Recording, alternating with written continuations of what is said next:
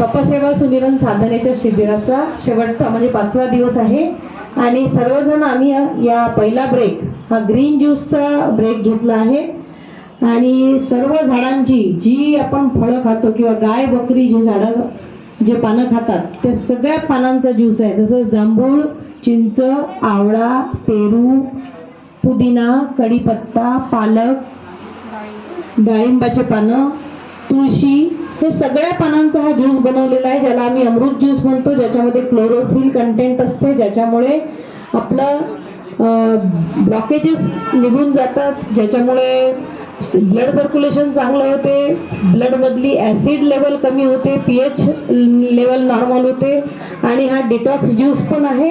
21 दिवस जर घेतला तर अनेक रोग दुरुस्त होतात। तर हा असा संजीवनी ज्यूस आहे। हा एकदम परमेश्वराच्या बागेत निर्माण झालेले सगळ्यात मुबलक प्रमाणात असणारा जे वनस्पती आहे त्याचा बनवलेला आहे।